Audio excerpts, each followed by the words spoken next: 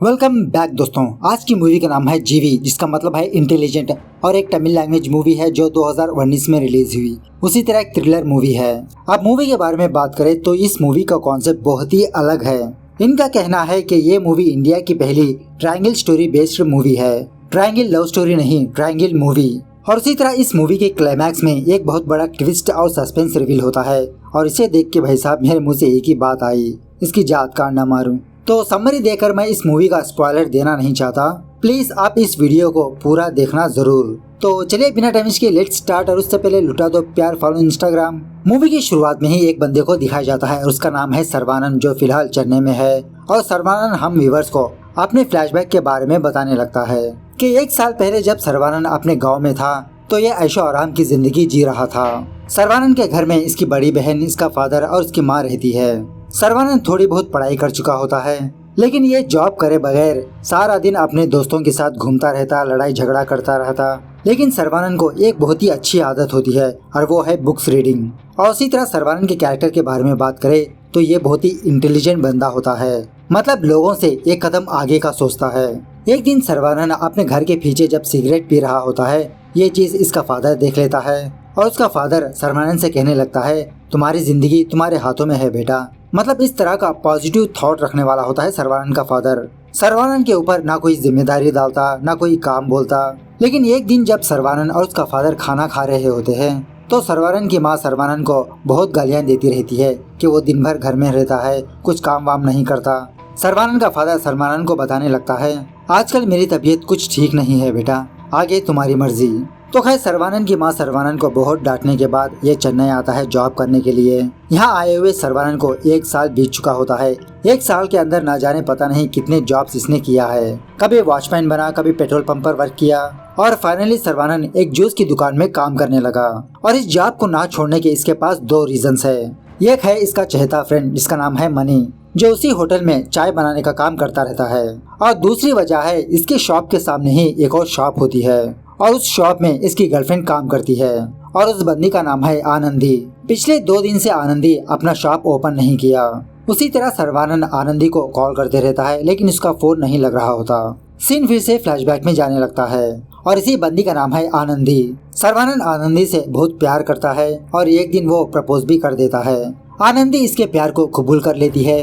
उसके बाद ये दोनों दबा के चेन्नई घूमने लगते हैं। खैर सर्वानंद और मनी ये दोनों लक्ष्मी नाम के एक बंदी के घर में एज ए किराएदार की तरह रहते हैं। एक दिन लक्ष्मी मतलब उस घर की ओनर सर्वानंद और मनी को बीरवा ऊपर लाने के लिए मदद पूछने लगती है। ये दोनों उस बीरवे को एक एक हाथ लगाकर लक्ष्मी के घर में रख देते हैं। लक्ष्मी की एक अंधी बेटी होती है और इसका नाम है कविता, और लक्ष्मी कविता की शादी के लिए ही कुछ सामान इकट्ठा कर रही है। लक्ष्मी का हस्बैंड चल नहीं सकता, शायद ये अपाहिज होता है। दिन भर ये बेड पर ही लेटा रहता है। खैर 2 दिन के बाद आनंदी अपने शॉप को ओपन करती है। आनंदी को देखने की देरी सर्वानंद फौरन आनंदी के पास जाता है और आनंदी से बात करने पर सर्वानंद को ये बात पता चलती है कि आनंदी की शादी तय हो चुकी है। अब इन दोनों के बीच कोई रिलेशनशिप नहीं है, क्योंकि सर्वानंद के पास ना कोई अच्छी जॉब है, ना अच्छी इनकम है। इसकी बातें सुनने के बाद बेचारे सर्वानंद का दिल टूट जाता है और वो मनी को लेकर एक बार जाता है शराब पीने के लिए। कुछ दारू वगैरह पीने के बाद सर्वानंद ये डिसाइड होता है कि अब ये यहाँ पर नहीं रहेगा, ये वापस अपने गांव चला जाएगा। दूसरी तरफ लक्ष्मी शादी के कुछ सामान खरीदकर ऑटो का वेट करती रहती है। तभी वहाँ से इब्राहिम नाम का एक बंदा गुजर रहा होता है। इब्राहिम भी लक्ष्मी का किराएदार होता है। लक्ष्मी को देखने के बाद इब्राहिम अपनी बाइक पर बिठा लेता है उसे घर छोड़ने के लिए। और जब ये दोनों जा रहे होते हैं, सडनली इनके सामने एक गाड़ी आ जाती है, जिसकी वजह से ये दोनों बाइक से नीचे गिर जाते हैं और लक्ष्मी के बैग में के सामान इधर उधर बिखर जाते हैं। खैर सारा सब कुछ समेट के इब्राहिम लक्ष्मी को उसके घर छोड़ता है और यहाँ आने के बाद लक्ष्मी को ये बात पता चलती है कि इसके बैग में इसका पर्स नहीं है। तो इब्राहिम अपनी बाइक लेकर वापस उस जगह पर जाता है जहाँ पर ये दोनों गिरे थे। वहीं दूसरी तरफ सर्वानंद और मनी ये दोनों शराब पी के जब अपने रूम जा रहे होते हैं, सर्वानंद फौरन अपनी माँ को कॉल करके ये बताता है कि मैं अब ये जॉब नहीं करूँगा, मैं वापस गाँव आना चाहता हूँ। यह सुनने के बाद इसकी माँ सर्वानंद को बहुत डांटने लगती है और सर्वानंद का फादर खांसते हुए सर्वानंद को बताने लगता है, बेटा अब हमारे घर की जिम्मेदारी तुम्हारे कांधों पर है। ये सेंटीमेंट डायलॉग सुनने के बाद सर्वानंद को बहुत गुस्सा आता है और सर्वानंद अपना फोन लेकर नीचे पटक देता है, जिसके टुकड़े टुकड़े हो जाते हैं। उसके बाद सर्वानंद खुद अपने फोन को ढूंढने लगता है तभी सर्वानंद को लक्ष्मी की पर्स नजर आती है। जब सर्वानंद उस पर्स को ओपन करता है तो उसमें कुछ पैसे होते हैं और उसी तरह एक चाबी होती है। कुछ दूर आने के बाद सर्वानंद और मनी ये दोनों सुसु करने लगते हैं और तभी वहाँ से इब्राहिम गुजर रहा होता है और मनी इब्राहिम को ऑब्जर्व नहीं करता, लेकिन सर्वानंद इब्राहिम को ऑब्जर्व करता है। खैर घर आने के बाद मनी ऊपर जा रहा होता है अपने कपड़े लाने के लिए, तो लक्ष्मी मनी को रुकाकर कहने लगती है कि ऊपर भी इसके कपड़े हैं, वो भी ला दे। जब मनी सारे कपड़ों को लेकर नीचे आता है तो मनी लक्ष्मी और उसके हस्बैंड की बातें सुनने लगता है कि लक्ष्मी ने अपने बीरवे की चाबी गुमा दिया है। उसके बाद मनी जब अपने रूम में जाता है तो सर्वानंद ये देखता है कि मनी अपने कपड़ों के साथ साथ इब्राहिम का शर्ट भी ले आया है। सर्वानंद गुस्से में आकर मनी को कहने लगता है कि वो इसकी शर्ट को ऊपर ही रख दे और ऐसी बातों ही बातों में मनी सर्वानंद को लक्ष्मी और उसके हस्बैंड की बातों को सुनाने लगता है कि लक्ष्मी दीदी ने अपने बीरवे की चाबी गुमा दिया है।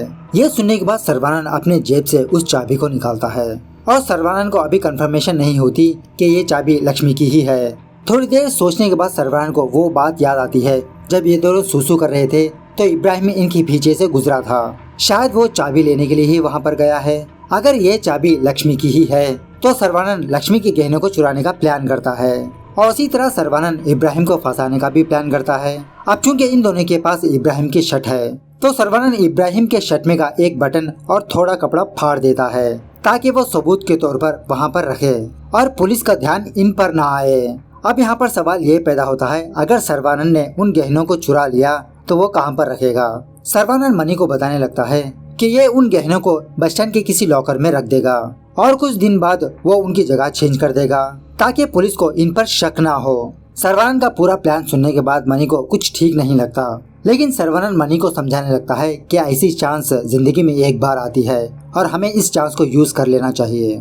खैर दूसरे दिन ये दोनों अपने घर से बाहर निकलते हैं, लेकिन इस दिन ये दोनों शॉप को नहीं जाते, इधर उधर घूमते रहते हैं, मूवी देखते हैं और शाम होने का इंतजार करते रहते हैं ताकि लक्ष्मी अपने घर से बाहर जाए और सर्वानंद उस घर के अंदर एंटर होकर उस गहनों को चुरा ले।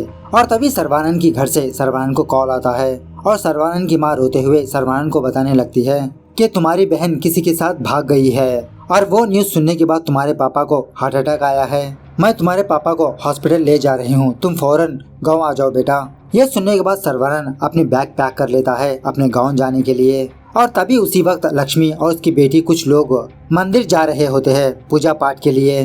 वो सारे लोग जाने के बाद सर्वानंद अपने गांव जाने के बजाय वो वहीं पर थोड़ी देर खड़ा रहता है कि ये कांड करे या नहीं। खैर फाइनली सर्वानंद लक्ष्मी के घर में जाता है तो लकीली उस बीरवे का दरवाजा ओपन हो जाता है और सर्वानंद एक हैंडकरचीफ की मदद से उस बीरवे में इधर उधर ढूंढने लगता है। दूसरी तरफ उस वक्त लक्ष्मी का हस्बैंड सो रहा होता है, लेकिन सर्वानंद बिना आवाज किए अपने काम को करते रहता है। फाइनली सर्वानंद उस बीरवे में कुछ गहनों को फाइंड आउट कर लेता है। उन गहनों को लेने के बाद सर्वानंद उस बीरवे में इब्राहिम के शर्ट के टुकड़ों को रख देता है। खैर सारा काम करने के बाद जब सर्वानंद नीचे आता है तो मनी सर्वानंद को बताने लगता है कि इसके फादर की डेथ हो चुकी है। सर्वानंद उन गहनों को अपने बैग में रखकर अपने गांव जाने लगता है। मनी टेम्पो लाकर लक्ष्मी को सर्वानंद के फादर के बारे में बताने लगता है। खैर दूसरे दिन लक्ष्मी की फैमिली को ये बात पता चलती है कि इसके घर में चोरी हुई है। मतलब लक्ष्मी ने अपनी बेटी की शादी के लिए कुछ गहने छुपा के रखा था, अब वो भी चोरी हो गए हैं। थोड़ी देर बाद एक पुलिस वाला लक्ष्मी के घर आता है और इस बीरवे की तलाशी लेने पर उस पुलिस वाले को इब्राहिम के शर्ट के टुकड़े नजर आते हैं और इसी बलबूते पर वो पुलिस वाला इब्राहिम को अरेस्ट कर लेता है।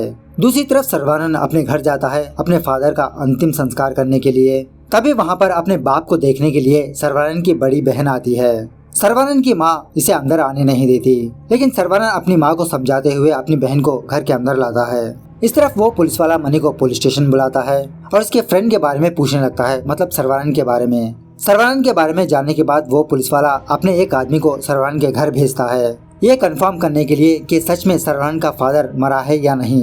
तो उसी तरह से वो पुलिस वाला चेन्नई को कॉल करके उस इंस्पेक्टर को बताने लगता है। खैर 2 या 3 दिन के बाद सर्वानंद वापस चेन्नई आता है और यहाँ पर जो कुछ भी हुआ मनी सर्वानंद को सुनाने लगता है कि तुम्हारे प्लान के हिसाब से ही पुलिस इब्राहिम को अरेस्ट करके ले गई, लेकिन एक ही दिन के बाद इब्राहिम बेल पर बाहर आ गया। उसके बाद मनी सर्वानंद को उन गहनों के बारे में पूछने लगता है, क्या तुमने सही सलामत उन गहनों को लॉकर में छुपा के रख दिया ना? सर्वानंद कहने लगता है, नहीं, मुझे लगा वहाँ पर भी सेफ नहीं है, इसलिए मैंने उन गहनों को अपने पापा के फोटो के नीचे ही दफना दिया। वो गहने वहाँ रहेंगे तो किसी को भी शक नहीं होगा। उसके बाद सर्वानंद मनी को अपने घर के बारे में बताने लगता है कि सर्वानंद की बहन और उसका पति अब सर्वानंद के घर में ही रहते हैं और इसी तरह सर्वानंद की बहन अब प्रेग्नेंट भी है। खैर दूसरे दिन सर्वानंद और मनी ये दोनों पुलिस स्टेशन जाते हैं और इस पुलिस वाले ने हर एक बंदे का फोन ट्रैक करके रखा होता है। जब ये पुलिस वाला मनी से पूछने लगता है कि इसका फोन कहाँ पर है, तो मनी इस पुलिस वाले को बताने लगता है कि 2 दिन पहले इसका फोन गुम हो गया। उसके बाद ये दोनों मनी के लिए नया फोन खरीदने के लिए शॉप जाते हैं और यहाँ पर एक सस्पेंस रिवील होता है कि जब सर्वानंद अपने गाँव जा रहा था तो सर्वानंद मनी के पास से उसका फोन ले लेता है, क्योंकि जैसा मैंने पहले कहा था कि सर्वानंद एक कदम आगे सोचता है और सर्वानंद को अच्छी तरह से पता है कि पुलिस की इन्वेस्टिगेशन किस तरह से होती है।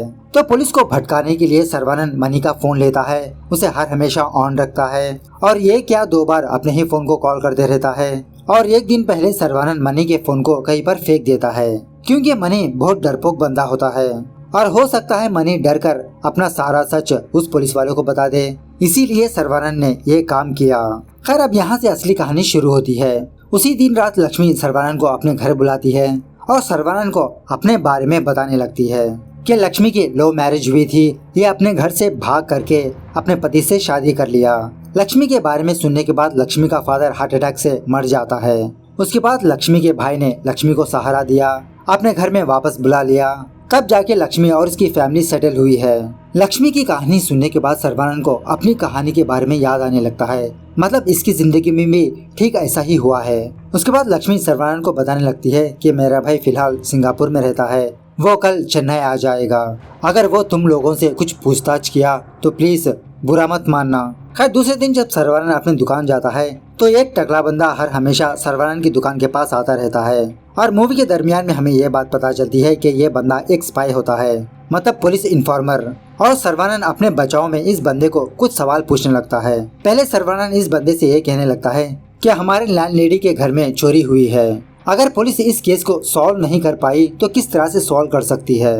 ये बंदा सर्वानंद से कहने लगता है, देखो सर्वानंद, अगर तुमने यही सवाल किसी और से पूछा होगा तो वो लोग तुम पर ही शक करने लगेंगे। मैं उस पुलिस वाले को जानता हूँ, बहुत ही घमंडी किस्म का बंदा है वो। अगर उसके ऊपर थोड़ा भी प्रेशर पड़ने लगा तो वो पुलिस वाला तुम जैसे मासूमों को फंसाकर उस केस को क्लोज कर देगा। तो तुम ज्यादा उस पुलिस वाले से बात मत करो, तुम्हारे अंदर बहुत क्यूरियोसिटी है, क्यूरियोसिटी किल्स द कैट। तभी सर्वानंद की बहन सर्वानंद को कॉल करके ये बताती है कि आज सर्वानंद की बहन ने किसी ज्योतिषी के पास गई और उसने कहा कि सर्वानंद की बहन को बेटी हो सकती है। ये बात सुनने के बाद सर्वानंद को लक्ष्मी के बारे में याद आने लगता है कि लक्ष्मी की भी एक बेटी है। खैर दूसरे दिन लक्ष्मी का भाई जिसका नाम होता है काथिर, वो इंडिया आता है और वो फौरन सर्वानंद और मनी के रूम में घुस जाता है, लेकिन लक्ष्मी अपने भाई को समझाकर उसे बाहर ले जाती है।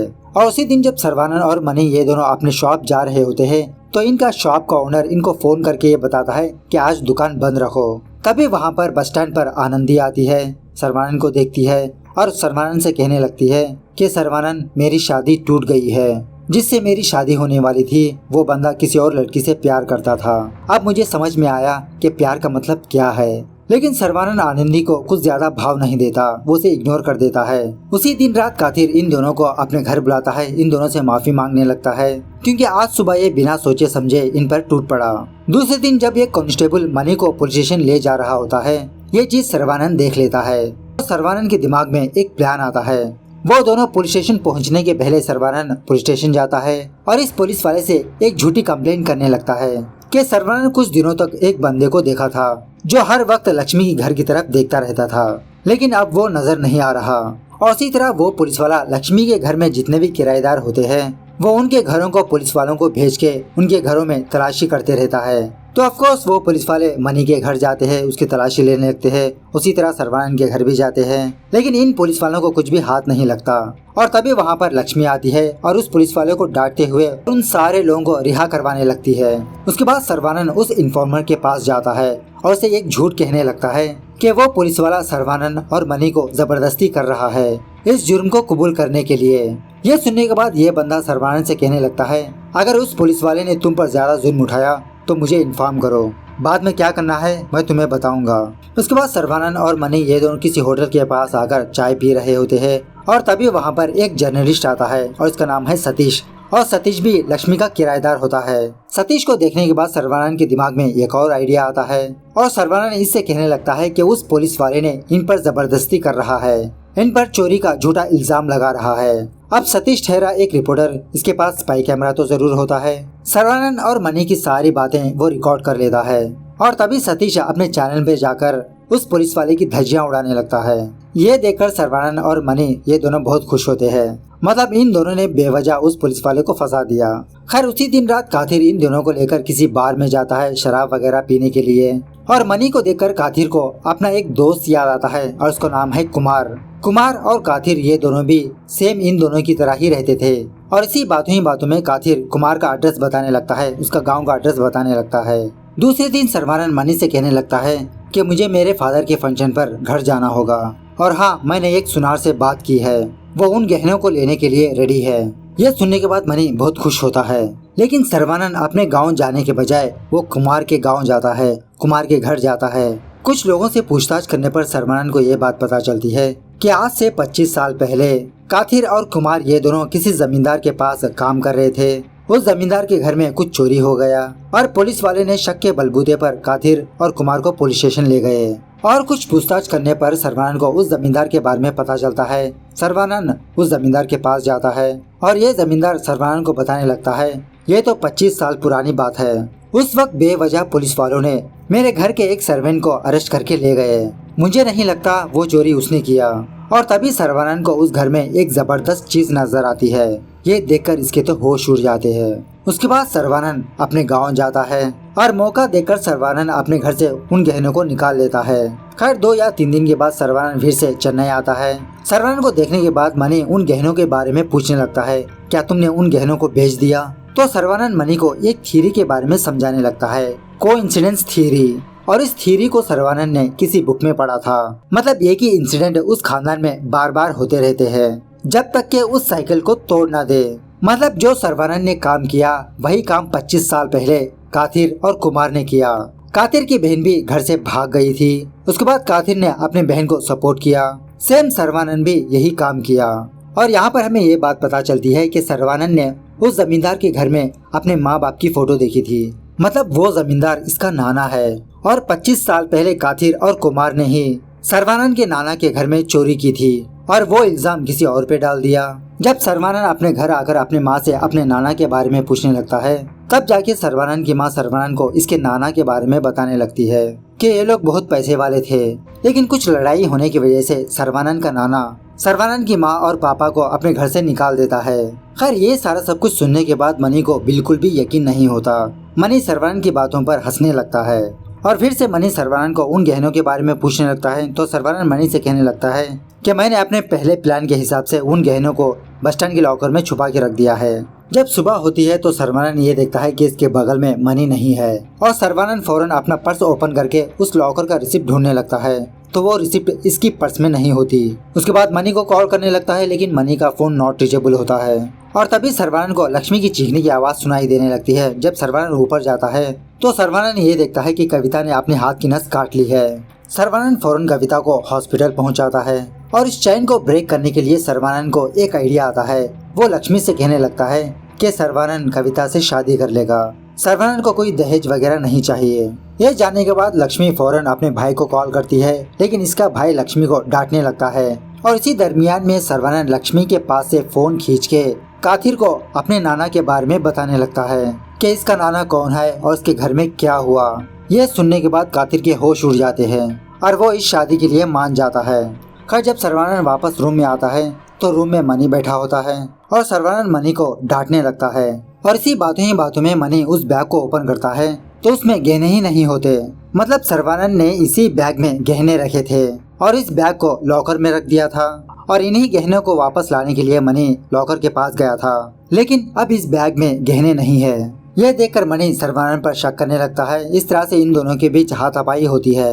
उसके बाद सीन फिर से कुछ महीनों बाद शिफ्ट होता है। सर्वानंद अब एक गाड़ी खरीद चुका होता है और तभी उस गाड़ी में मनी आके बैठता है।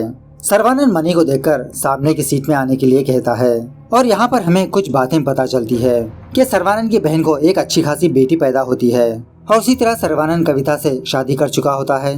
इतने दिन गुजरने के बाद भी सर्वानंद मनी से गुस्सा नहीं होता लेकिन एक्चुअली सच कुछ और होता है कि उस दिन मनी उन गहने को लेकर अपने गांव वापस जा रहा था, लेकिन उस बस में मनी की बैग एक्सचेंज हो जाती है। इसीलिए मैंने उस दिन सच छुपाते हुए सर्वानंद से झगड़ा किया ताकि सर्वानंद का शक इस पर ना आए। दूसरी तरफ उस फैमिली को दिखाया जाता है जिनको ये गहने मिले हैं और ये आदमी और कोई नहीं उस सर्वेंट का बेटा होता है और सर्वानंद मनी को अपने साथ ही रहने के लिए कहता है। मनी भी इस बात के लिए राजी हो जाता है। इस तरह से ये मूवी यहाँ पर दी एंड होती है। खैर, अब मूवी के रिलेटेड कोई सवाल हो तो कमेंट करके बताना जरूर। मिलते हैं अगली वीडियो में, तब तक take care, bye bye, see you soon.